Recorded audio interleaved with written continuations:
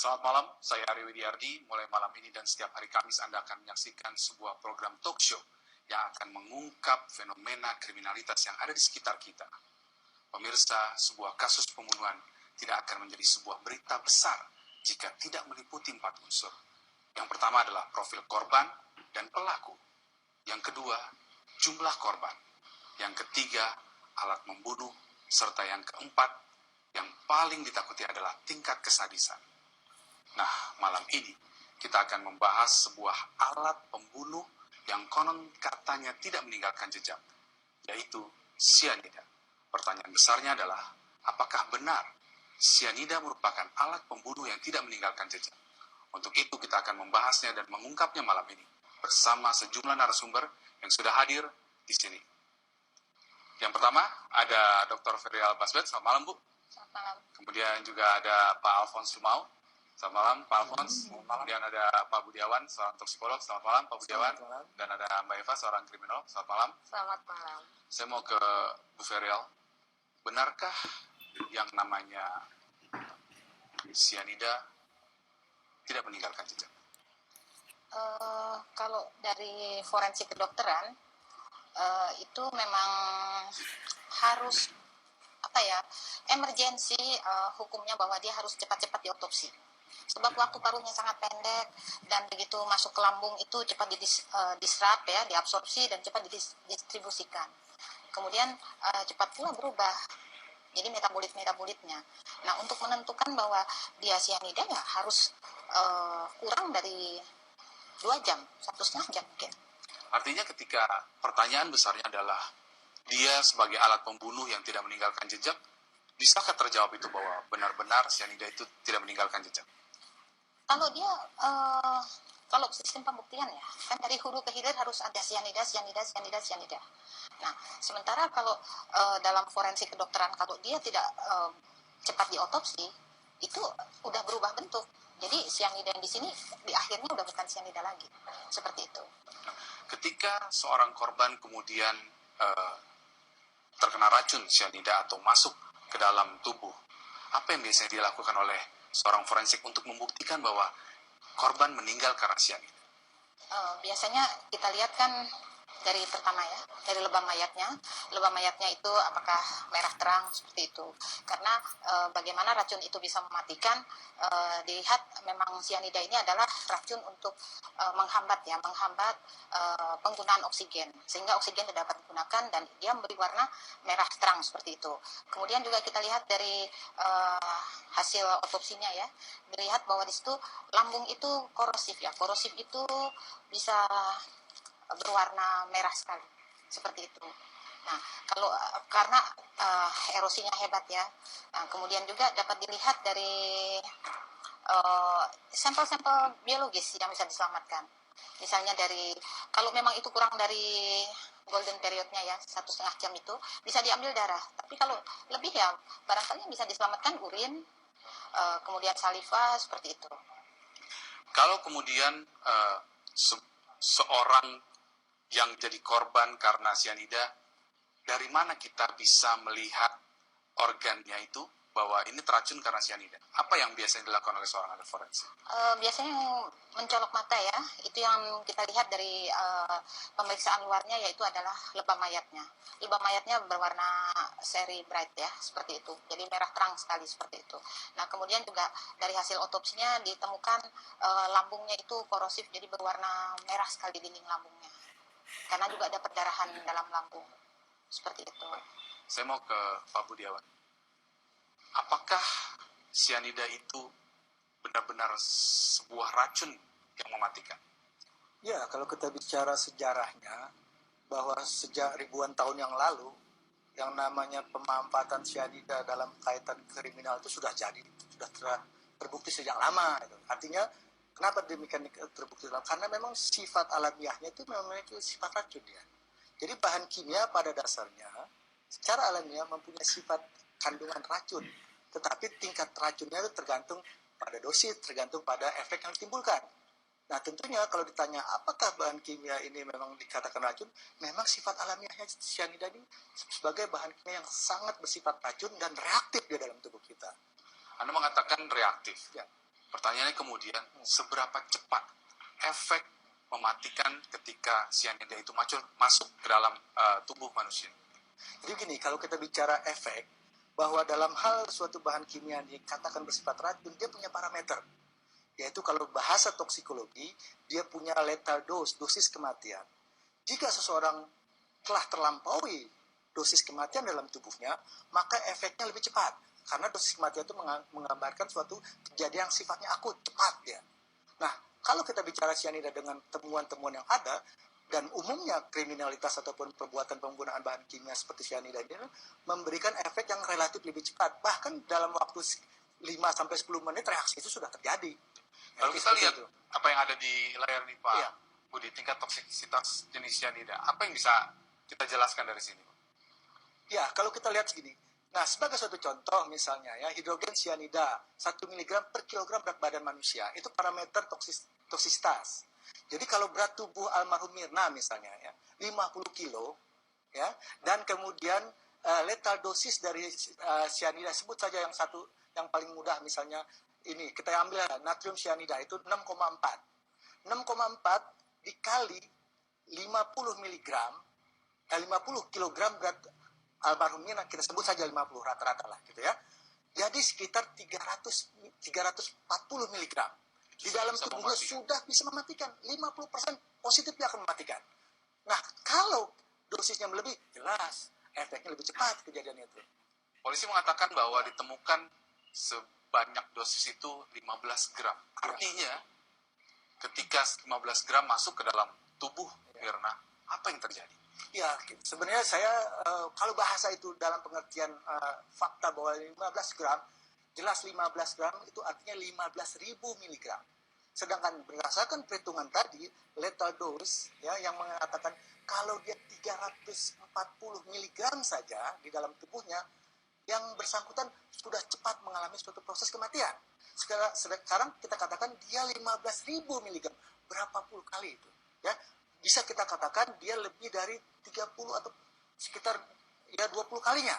Ya, tetapi jelas sekali bahwa dosis yang diberikan melampaui batas lethal dose atau kematian itu. Makanya reaksinya cepat dia seperti itu. Nah, dengan 15 gram, ya, kira-kira bisa membunuh berapa orang?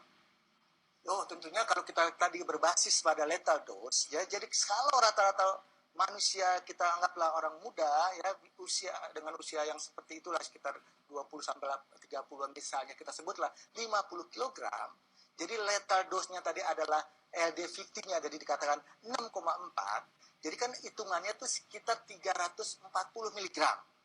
Jadi kalau kita punya 15.000, ya, tentunya kalau kita bagi-bagi tentunya dengan kata lain melebihi batas 340 mg, potensinya bisa lebih dari 10 orang. Ya. Kalau dibagi-bagi dalam konteks batasan tadi, ya. Poinnya adalah batasan dalam tubuh manusia itu tidak boleh melampaui 340 mg dengan catatan berat badan manusianya ini adalah 50 kilo. Jadi kalau kita punya 15.000, kita bagi-bagi saja 15.000 mg dibagi sekitar 3.000 tadi, 300 tadi. Itu kan tentunya sekitar, ya kita sebut saja kalau 50-an kan gitu kan. Ya. Tentunya hal ini tentunya akan lebih banyak dari satu orang. Kalau kita nyatakan bahwa jumlah tersebut diinginkan untuk membunuh orang.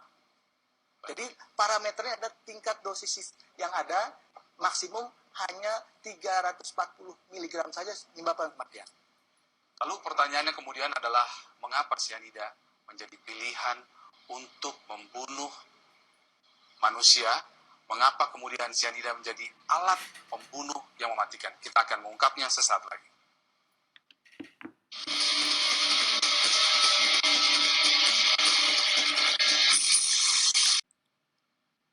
Anda masih di Benang Merah. Kalau kita bicara soal cyanida, tentu ingatan kita akan menuju kepada kasus Mirna, seorang wanita muda yang tewas usai minum kopi di sebuah kafe di Bilangan, Jakarta.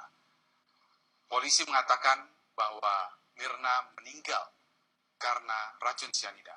Kita akan lihat bagaimana perjalanan kasus Mirna sesungguhnya.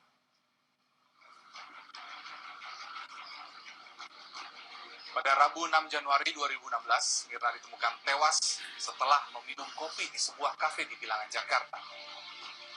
Pada Minggu 10 Januari 2016, hasil autopsi menyebutkan kopi yang diminum oleh Mirna mengandung sianida.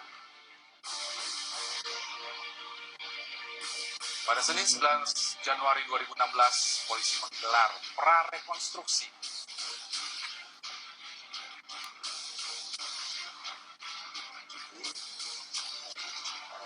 Pada 18 Januari 2016, polisi memastikan bahwa Mirna tewas karena diracun. Selasa atau keesokan harinya polisi memeriksa Jessica yang merupakan teman dari Mirna yang saat itu juga berada di sebuah kafe saat Mirna tewas usai minum kopi.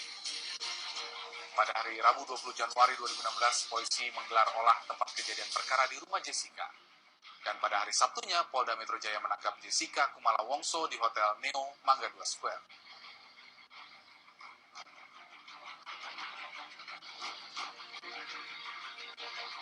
Pada Selasa 16 Februari 2016, Jessica resmi mengajukan tuntutan pra-peradilan.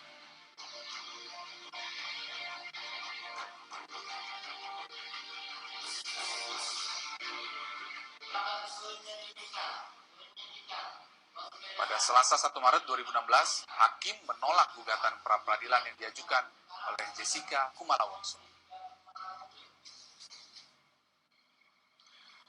Bicara terkait sianida sebagai alat untuk membunuh, saya akan berbincang dengan seorang kriminolog, Mbak Eva Zulfa. Mbak Eva, kalau kita mencermati dari sisi pelaku, kenapa kemudian sianida atau racun yang dipilih sebagai alat pembunuh? Kita bicara dari sisi alatnya, ini sebetulnya menunjukkan satu profil dari pelaku itu sendiri. Itu yang pertama. Jadi profil pelaku, kenapa profil pelaku? Saya katakan sianida bukan merupakan alat yang populer katakanlah, atau alat yang mudah untuk kemudian ditemukan. Gitu. Dia butuh waktu, dia butuh proses untuk mendapatkannya. Gitu. Dia juga butuh katakanlah pengetahuan dari pelaku tentang kenapa itu dipilih. Akan berbeda kalau kasus pembunuhannya misalnya menggunakan pisau dapur, karena itu bisa siapa saja mengaksesnya. Atau kalau kita bicara tentang penggunaan senjata api, pistol, karena kita tahu pistol hanya dimiliki atau pemilikannya diatur dalam undang-undang secara khusus. Jadi pilihan racun buat saya sesungguhnya menggambarkan profil siapa pembunuh atau pelaku dari satu peristiwa pembunuhan. Dan itu sangat spesifik sekali. Yang kedua, ini bicara soal sikap batin, soal motif, soal niat, juga bicara tentang, kalau dalam konteks hukum pidana, pembuktian unsur dengan rencana terlebih dahulu. Artinya apa? Artinya sebetulnya proses pembunuhan ini bukan merupakan satu proses perjalanan yang singkat buat pelaku. Ada satu bentuk waktu kontemplasi, waktu berpikir yang jauh sudah difikirkan matang-matang untuk kemudian melakukan tindakan itu. Dan saya kira bagian dari proses berpikir ini adalah proses berpikir mengenai pilihan penggunaan alat. Baik, kalau kita bicara dalam kasus Jessica, yang terbunuh adalah Mirna, kira-kira si pelaku ini mengapa kemudian menjatuhkan pilihannya pada sebuah zat yang bernama sianida? Kalau kita tahu ada senjata api, ada senjata tajam, ada racun, tapi kemudian mengapa kemudian racun yang dipilih, terutama sianida? Apa sih yang ingin disampaikan atau apa yang ingin ditunjukkan dari aksinya? Saya kira tadi Bu Dokter sudah menjelaskan mengenai prosesnya, gitu ya, mengenai tingkat toksisitas dari sianida itu. Satu yang terfikir oleh saya adalah pengetahuan pelaku mengenai bagaimana zat ini bekerja, gitu ya. Kalau dikatakan bahwa zat ini punya kecepatan untuk membunuh yang luar biasa, kecepatan untuk kemudian diurai di dalam tubuh yang cepat, gitu ya. Barangkali pemikirannya adalah bahwa zat ini sangat efektif. Sangat efektif untuk kemudian melakukan pembunuhan secara cepat dan kemudian juga tidak mudah untuk proses pembuktiannya dalam pengertian ilmu forensik tadi. untuk mengatakan bahwa kalau sampai selang waktu tertentu, maka apakah cyanida ini bisa ditemukan di dalam tubuh atau misalnya akan menjadi alasan lain, katakanlah semacam serangan jantung atau sebagainya, itu di luar pengetahuan saya. Artinya apa? Artinya untuk menghilangkan alat bukti. Untuk menghilangkan. Ya, bukti bahwa ini terkena racun itu juga sudah dipikirkan matang-matang. Saya mau ke Pak Alphonse. Kalau kita lihat kurun waktu sepanjang paling tidak 10 hingga 30 tahun terakhir, penggunaan cyanida dan juga arsenik. Kita mungkin ingat kasus Munir itu juga menggunakan racun arsenik. Kemudian kasus Mirna menggunakan cyanida. Sesungguhnya banyak tidak kasus-kasus pembunuhan yang menggunakan racun baik arsenik maupun cyanida? Tidak ada data yang bisa menggambarkan jumlah, karena kita mengingat bahwa kejadian-kejadian ini kan bisa terjadi di mana saja di seluruh Indonesia ini. Tapi memang kasus-kasus yang menarik karena kebetulan ini ada di kota besar, di mana pemeriksaan laboratorium melalui pemeriksaan itu gampang. Karena kalau di daerah-daerah mungkin saja hal ini terjadi, tetapi karena kematian tersebut bisa dikaitkan dengan berbagai sebab lain. Sehingga kalau pemeriksaan dengan dokter ataupun laboratorium yang tidak memadai, mungkin tidak pernah terungkap kalau toh ada yang pernah menggunakan jenis-jenis racun ini. Kalau kita lihat penggunaan cyanida ataupun arsenik, apakah kasus ini melibatkan kasus individu atau sebuah operasi rahasia mungkin? Kalau cyanida ini pada saat perang dunia sebelumnya sampai dengan di dunia intelijen itu biasanya dipakai dalam operasi rahasia. Jadi apabila seorang agen rahasia itu tertangkap, kita sering nonton dan bisa dengar bahwa dia menelan pil cyanida sebelum dia dilakukan interogasi. Sehingga dengan menelan dan cepat bereaksi, kita bisa lihat kematian menjemput dia, sehingga dia tidak mengalami penyiksaan dan rahasia yang ingin diungkap tidak ditemukan. Banyakkah kemudian dengan kasus cyanida ini melibatkan kasus individu?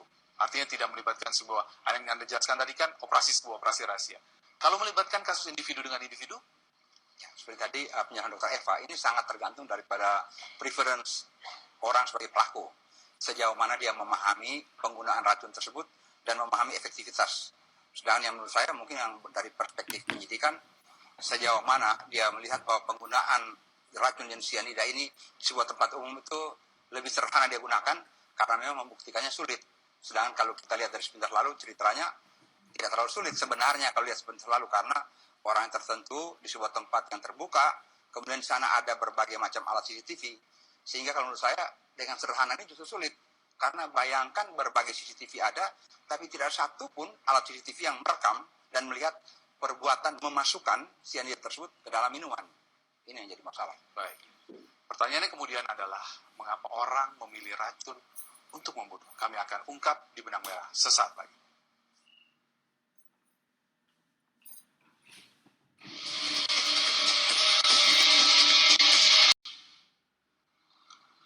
Anda masih di Benang Merah, bicara soal racun. Tentu kita semua bertanya, apa itu racun? Seperti apa racun dan apa yang masuk dalam golongan dan karakteristik yang disebut sebagai racun? Kita akan simak tayangan berikut terkait apa itu pengertian racun.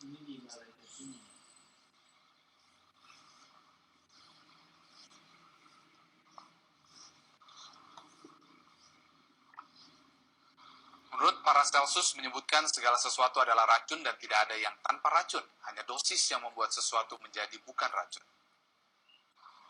Pak Budi, apa yang dimaksud dengan pernyataan bahwa segala sesuatu adalah racun dan tidak ada yang tanpa racun, hanya dosis yang membuat sesuatu itu menjadi racun? Jadi begini, seperti yang sudah saya katakan awal, bahwa pada prinsipnya bahan kimia mempunyai sifat bahaya. Pada prinsipnya semua bahan kimia. Tetapi tingkat bahaya itu apakah menjadi respon atau efek, dosislah yang menentukan. Dan Paracelsus pada tahun 1554 sudah menyatakan itu, bahwa dosislah yang membedakan antara racun dan bukan racun. Jadi kalau kita bicara dalam kaitan dengan senyawa cyanida, ya, dan itu sudah ada buktinya juga, bahwa pengujian melalui hewan, serangkaian pengujian tes toksikologi menggambarkan dan membuktikan bahwa cyanida adalah racun. Dan sifat racun ini tergantung tingkatan lethal dose yang dimiliki. Jika makin kecil nilai lethal dose, ya dosis 50 atau bahasa yang umum dikatakan atau dosis mematikan tadi, semakin kecil nilai atau angkanya miligram per kilogram berat badan manusia, semakin bersifat sangat racun. Dan sianida adalah termasuk dalam golongan-golongan itu. Ya, tadi dikatakan 6,4 miligram per kilogram berat badan. Itu artinya di bawah 10 miligram per kilogram berat badan dia masuk dalam kategori yang sangat beracun. Sangat beracun. Baik, kita akan melihat juga perbedaan antara sianida dan arsenik, karena ini adalah racun-racun yang juga cukup terkenal. Kalau kita lihat dari bentuknya padat, cair, gas, kemudian berbau, Dr. Feryal Basrit mungkin bisa menjelaskan karakteristik dari sianida dan arsenik. Ini spesifik untuk bau dulu ya. Baunya ini bahwa sianida itu baunya seperti bitter almond. Bitter almond itu sebenarnya bukan almond biasa ya. Kalau almond biasa itu kan enak ya, dan pasti semua orang suka. Tapi kalau bitter almond tuh almondnya itu almond pahit seperti itu. Tapi ini tidak semua orang bisa menciumnya. Jadi diturunkan secara genetik, dan biasanya yang paling banyak yang tidak bisa menciumnya itu adalah laki-laki. Alasannya? Diturunkan secara genetik, resesif genetik. Ya, seperti itu. Nah, sementara arsen sendiri baunya seperti bawang putih. Nah, dulu kalau kita ingat Munir, dikatakan bahwa racun itu dimasukkan lewat mie. Karena mie kalau dicampur bawang putih itu enak seperti itu. Jadi harum gitu ya. Harum, enak. Nah, kemudian sumber-sumbernya memang sumber alami, semua itu banyak mengandung sianida, arsen pun demikian. Arsen itu terutama di dalam tanah ya, di dalam tanah dan air, seafood ya. Seafood itu kan limbah di situ banyak dibuang ke laut. Kemudian sumur, gali, tanah itu tergantung geologisnya. Kalau kita lihat dari gejala keracunannya. Ya. Gejala keracunannya kalau untuk yang akut, sianida memang lebih cepat mematikan. Seperti itu. Untuk arsen perlu waktu karena gejalanya itu biasanya adalah muntaber. Jadi dia artinya waktunya lebih panjang. Lebih panjang dan mencret. Dan dokter juga tidak mengira kalau itu bahwa itu adalah keracunan arsen. Seperti itu. Kita akan lihat juga bagaimana profil racun sianida. Ya, ini karakternya gas, cair, padat, baunya seperti almond, seperti yang sudah dijelaskan oleh Dr. Feryal. Tadi cepat diserap dan distribusikan ke dalam organ. Nah, kalau kemudian memeriksa organ tubuh lambung, apakah itu sudah tepat, dokter? Lambung untuk sebagai sampel biologis untuk pemeriksaan toksikologis itu biasanya kurang tepat karena memang sianida itu cepat diserap dan cepat didistribusikan seperti itu. Kemudian lambung juga itu kalau dia terjadi korosif atau perdarahan, itu darah itu bila bercampur dengan asam lambung akan berwarna hitam. Ketika kita meminum kopi di lambung hitam, berwarna hitam. Mungkinkah juga kemudian ada rancu ketika ini hitam, pasti ini karena sianida? Biasanya dibedakan dengan pemeriksaan lain. Pemeriksaan misalnya apakah ada darah dalam cairan lambung, pasti ada step-stepnya untuk membedakan itu. Jadi kalau dokter katakan kurang tepat memeriksa dari lambung, bagian organ tubuh mana yang bisa dilihat di ahli forensik? Lebih baik memang karena dia kan dikeluarkan ke urin ya, urin, kemudian di saliva itu air liur. Tapi jangan lupa bahwa metabolit tiosianat itu sendiri ada normal di dalam ludah dan di dalam urin. Seperti itu. Memang yang terbaik adalah darah. Kalau dikatakan pertama diracun sianida di kopi ada, di darah ada, nah itu menunjukkan bahwa itu adalah keracunan sianida. Tapi itu ada jangka waktunya nggak? Ketika kemudian seorang meninggal dunia karena sianida, harus diperiksa dalam jangka waktu berapa jam untuk mengetahui itu karena sianida, sehingga kalau lewat itu akan menggunakan metode yang lain atau akan tidak kelihatan, ketahuan? Memang ada batas waktunya ya. Itu misalnya golden periodnya itu adalah kurang dari 2 jam atau 1,5 jam. Ada yang mengatakan seperti itu. Karena memang sudah banyak penelitian. Penelitian itu seperti di Paris dan di Detroit atau Dallas seperti itu ya, Kanti itu. Itu dikatakan ada kebakaran, bukan laboratorium yang menunggu dia datang, tapi laboratorium yang datang ke tempat TKP. Kalau sudah lebih dari 2 jam, bahkan mungkin sudah lebih dari 1 hari, 2 hari, apa yang bisa dilakukan? Yang bisa dilakukan adalah untuk memeriksa metabolitnya. Tapi metabolit itu bahwa jangan lupa bahwa itu juga dikeluarkan normal seperti itu. dalam tubuh kita juga ada. Cuman nah itu untuk hitung-hitungannya barangkali kompetensi Pak Budiawan. Pak Budiawan, mudahkah mendapatkan cyanida di Indonesia? Wah, ini pertanyaan yang menarik bagi saya dalam Kalau pertanyaan menarik, kalau gitu kita akan bahas. Sesaat lagi kita akan mengungkap mudah atau tidak mendapatkan cyanida. Tetap di Benang Merah.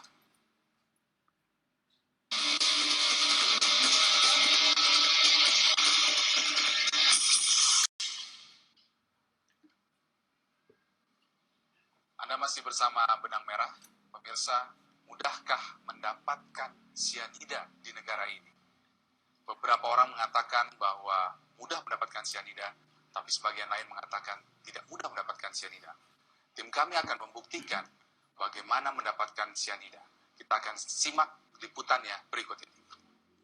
Saat ini kami berada di salah satu kabupaten di wilayah Jawa Barat.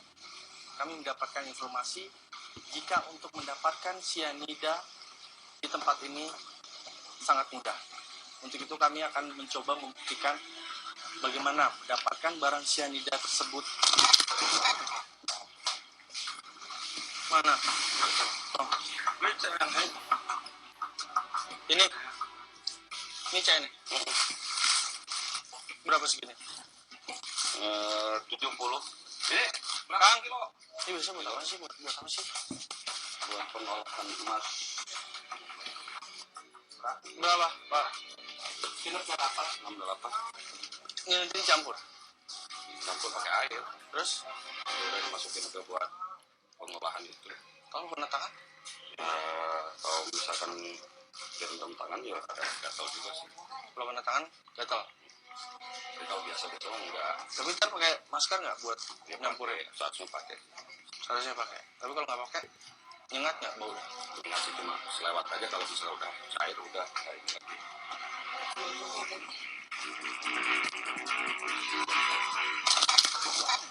Hanya dengan 68.000 saya sudah bisa mendapatkan 1 kilo cyanida atau CR. Memang di sini sangat mudah mendapatkan barang cyanida ini dikarenakan memang penjual di sini biasanya menjual untuk para penambang emas yang ada di sekitaran Jawa Barat ini.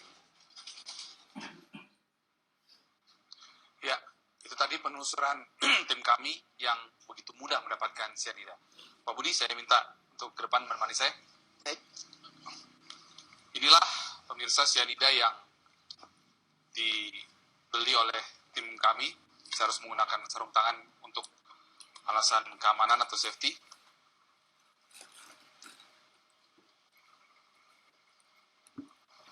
Ini adalah cyanida yang didapatkan oleh tim kami. Pak Budi mungkin bisa mengidentifikasi, Pak Budi, apakah benar ini cyanida, Pak Budi?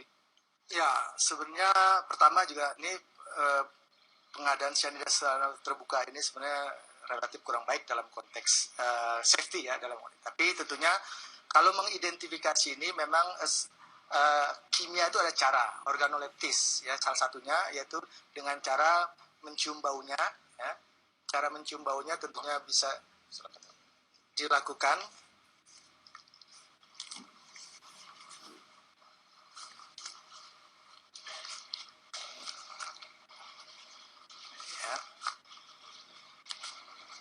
Ya. ya. Kemudian misalnya seperti mengidentifikasinya, Pak. yang mengidentifikasinya misalnya ini, kemudian tentunya kalau bisa kita cium baunya ya, bagi orang-orang tertentu yang sudah terbiasa maka dia mengenal itu, tetapi tidak semua orang bisa dengan mudah. Tadi kata Dr. Vera Baslet, umumnya laki-laki tidak bisa mengidentifikasi ya, bau. sebenarnya ya laki-laki atau perempuan juga tergantung pada tingkat kepekaannya itu. Jadi pertama dengan seperti itu bisa dilakukan, tetapi cara lain tentunya dengan yang paling utama adalah dilakukan tes di laboratorium. Jadi ini benar cyanida yang Ya, tentunya dalam hal ini baunya ada mirip-mirip seperti itu, tapi tentunya akan lebih yakin kalau ini dibawa ke laboratorium untuk dilakukan tes pengujian supaya kita yakin bahwa benar-benar itu cyanida. Tapi secara kasat mata seperti ini, bentuknya dan kemudian tadi smell atau baunya sedikit menggambarkan adanya suatu bau ke arah cyanida. Tapi bau ke arah cyanida ya. untuk meyakinkan itu sebaiknya ini memang harus diuji di laboratorium. Harus diuji di laboratorium. Ya. Terkait harus diuji di laboratorium, kita juga ada sebuah liputan bagaimana kemudian menguji cyanida. Kita akan saksikan dulu berikut ini sebelum kita jauh menjelaskan terkait cyanida. Dengan Aquades dulu sampai dia larut.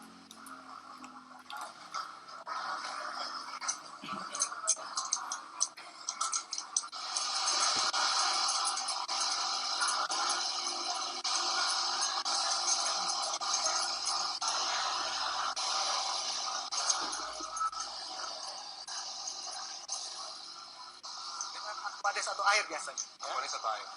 Yang dikenal biasanya sebagai sebutnya Aquades di Ini proses laboratorium. menghancurkan ya. Proses pelarutan ini. Pelarutan. Proses pelarutan dalam ini.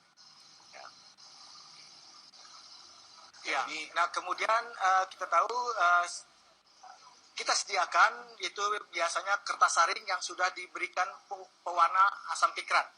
asam pikrat. Pewarna asam pikrat. Cara yang bisa dilakukan pertama dengan cara larutan tadi, ya, larutan cyanida yang sudah dilarutkan, kemudian diasamkan dan kemudian dipanaskan, diuapkan, dan uapnya itu akan memberikan warna yang khas seperti ini di kertas saring yang sudah diberikan. Nah, arti warna ini artinya apa? Arti warna ini menunjukkan warna khas dari cyanida dan tentunya bisa digunakan dengan membanding referensinya. Jadi di laboratorium biasanya sudah punya natrium cyanida sebagai referensi, dilakukan dengan cara yang sama dan dengan melihat perubahan warna terjadi seperti itu. Tetapi acara yang kedua pun bisa dilakukan tadi dengan yang sekarang kita lihat ini adalah dengan cara meneteskannya. Pada prinsipnya sama. Pada prinsipnya sama kejadian perubahan warna seperti ini, merah-merah tua seperti atau merah-merah kekuningan seperti itu. Dan itu menunjukkan adanya cyanida, ya. Baik. Dengan menggunakan referensi tentunya. Kalau kita bicara cyanida, Ya. Saya tadi diminta untuk kemudian menggunakan sarung tangan. Ya. Bahan yang kita uji ini adalah bahan yang kita beli kemarin dan ini adalah Ya. salah satu bagiannya. Jadi ini adalah yang kami beli kemarin dan itu adalah yang kita uji. Ya.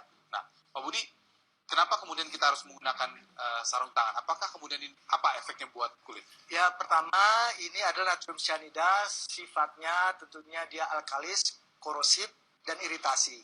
Ya, jadi kalau dalam jumlah seperti itu kita kenakan kontak ke kulit, maka kulit kita kan sangat peka dalam hal-hal bahan kimia berbahaya seperti ini. Maka salah satu respon, bukan efek ini. Respon pertama adalah terasa gatal, ya, terasa seperti agak terbakar seperti itu. Itu adalah sifat dari senyawa-senyawa yang bersifat alkalis seperti natrium cyanida seperti ini. Kalau dalam kasus pembunuhan Mirna dikatakan bahwa Jessica diduga menaburkan cyanida ke minuman atau ke kopi. Ya. Nah, ketika dia harus memegang, itu akan ada efek gatal kira-kira?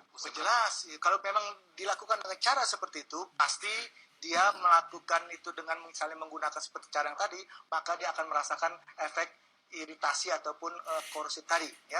Karena memang sifatnya tadi senyawa ini adalah jika terkena atau terkontak dengan kulit, maka kulit kita akan memberikan respon tadi, ya. Ada gatal, ya seperti kalau kita rasakan, mungkin kita pernah merasakan mencuci menggunakan deterjen tanpa menggunakan mesin cuci.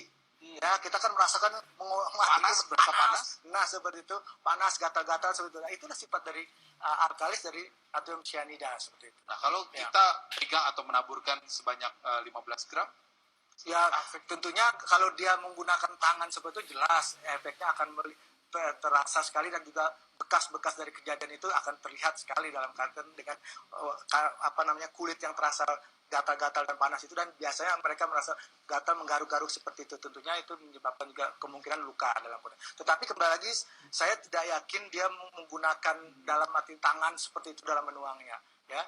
Karena gini, menurut forensik dalam pengertian kasus-kasus menggunakan natrium cyanida ini, ya kita lihat ada yang menggunakannya caranya dia dikemas dengan cara menggunakan kemasan. Kalau dia bukan serbuk, dia berupa plastik ataupun wadah tertentu, ya, dan harus kemudian menggunakan pelindung, harus menggunakan pelindung, ya.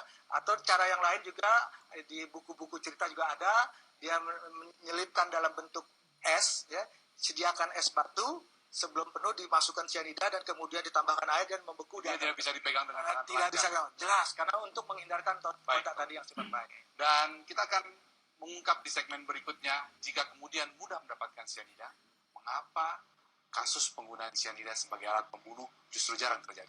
Kami akan ungkap saat lagi di Benang.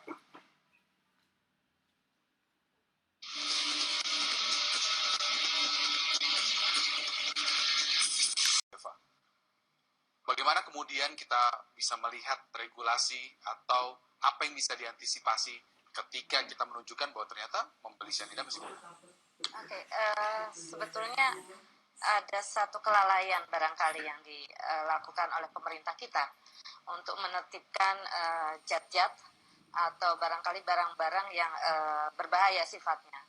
Dan saya kira berdasarkan pengalaman-pengalaman yang ada, arsenik, cyanida itu tentunya atau barangkali zat-zat lain itu perlu dibutuhkan satu regulasi, satu pengaturan, satu cara untuk kemudian mengantisipasi supaya barang-barang ini tidak disalahgunakan. Dr. Ferial, perlukah dibatasi secara ketat seperti di luar negeri sehingga kemudian kasus-kasus seperti biara tidak terulang lagi? Perlu dibatasi, tapi karena masalahnya regulasinya dari dulu tidak pernah goal ya di DPR. Apakah karena ini nggak ada duitnya gitu loh? Kenapa berlarut-larut? Apa harus menunggu mirna-mirna lain seperti itu? Saya rasa perlu dibatasi. Pak Alphonse, apa yang bisa kita tarik benang merah dari kasus yang kita bahas malam hari ini melihat penggunaan racun, kemudian juga apa yang terjadi dengan Mirna? Yang paling substansial yaitu penanganan di tempat kejadian perkara. Bagaimana berbagai barang di tempat kejadian perkara tersebut harus diamankan sesegera sehingga dapat mengidentifikasi apa saja barang-barang itu yang mungkin terkontaminasi dengan bahan kimia tersebut. Mengingat tempat kejadian perkara tempat umum. Satu. Kedua, pada saat kejadian tersebut tidak ada yang ngeh bahwa ini kemungkinan keracunan. Setelah dibawa ke rumah sakit, setelah sampai kematian baru ada komplain, baru mulai datang petugas. Sedangkan restoran tersebut tetap buka dan orang tetap masuk keluar dan kita kurang tahu bagaimana tempat-tempat sampah masih seperti itu. Sehingga kalau tadi dikatakan bahwa jenis barang ini misalnya kena tangan pun gatal dan sebagainya, mungkin saja dia tidak bawa di dalam pegang dengan tangan, tapi mungkin semacam kapsul atau semacam gula misalnya saja dalam sebuah kemasan. Nah, mungkin dari situ bisa ditemukan jejak. Namun apabila hal-hal tersebut di tempat kejadian perkara karena memang tempat umum dan adanya tenggat waktu karena kesadaran bahwa ini ada keracunan yang perlu diamankan TKP, itu ada jeda waktu yang cukup panjang. Baik. Terakhir singkat Pak Budi, ya, bagaimana peraturan kita terkait kepemilikan racun limbah B3, apakah sudah mumpuni? Ya, jadi kita punya sebenarnya PP 74, tapi jelas terbukti kan tidak berjalan dengan baik dengan adanya supply chain seperti tadi yang tergambarkan. Jadi di Indonesia ini butuh payung yang terintegrasi itu terhadap bahan kimia. Mengapa demikian? Karena satu bahan kimia punya multifungsi dia. Bisa untuk tambang, bisa untuk industri pestisida, bisa untuk industri pabrik plastik dan sejenisnya. Semua itu harus terintegrasi. Kita tidak ada itu. Kita perlu peningkatan kepedulian. Kenapa? Kasus-kasus peracunan atau kriminal yang menggunakan bahan kimia ini negara ini akan meningkat. Kenapa demikian? Karena kita sudah masuk pada ranah negara yang lebih dari berkembang, di mana orang sudah tidak itu lagi dengan khawatir dalam konteks kimia, tetapi peraturan harus ada, terintegrasi, semua harus sama sektoral ini.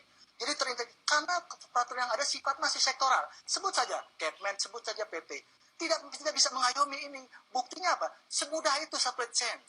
Harusnya tidak bisa dibeli oleh orang biasa? Harusnya ada peraturan. Saya waktu membeli dan di Departemen Kemeng ataupun di UI atau waktu saya studi pun semua harus ada yang namanya isian atau form yang menyatakan untuk siapa pembelinya, untuk apa, berapa jumlahnya. Artinya perlu lebih diperketat lagi supaya kemudian tidak lolos dan bisa dibeli oleh masyarakat. Maksud saya juga jangan sampai gampang tidak diperketat saja, tapi perketat nanti akan menghambat para peneliti. Tetapi harus terintegrasi.